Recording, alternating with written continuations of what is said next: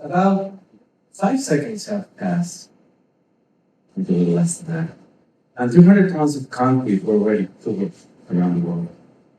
In this 10 seconds or so, 250 tons of cement were produced, equaling to the amount of around 100 pickup trucks. This is a lot of cement used to produce concrete. Now you might be wondering, what is concrete?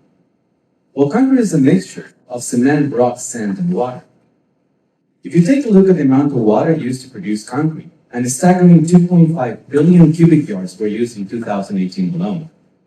Now hold on, let me put that into perspective.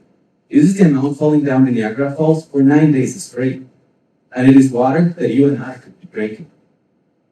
By 2050, it is expected that 3/4 of the water needed to produce concrete will likely happen in water-stressed areas, posing a dangerous cost-benefit trade-off in developing regions.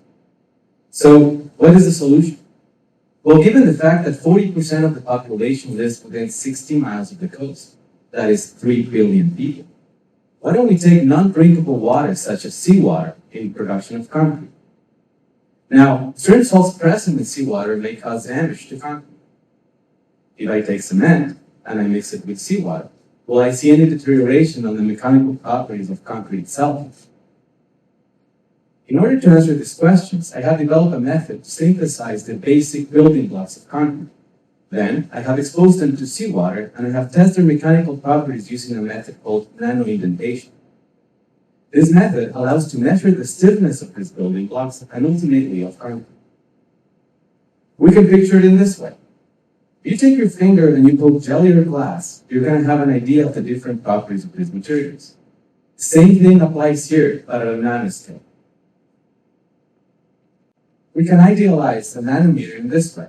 A nanometer is to an orange what an orange is to planet Earth, so it is indeed very small. At this scale, we can simulate the life service of a concrete structure exposed to seawater for 100 years or more in just a couple of weeks, saving a lot of testing. Our results show that no reduction in the stiffness is expected when using seawater. In fact, an enhancement is detected. So this is very promising. In these 180 seconds that I've been talking to you, 300,000 families in Africa could have saved the amount of 2 days of drinking water if we use seawater as a replacement for concrete production. Thank you.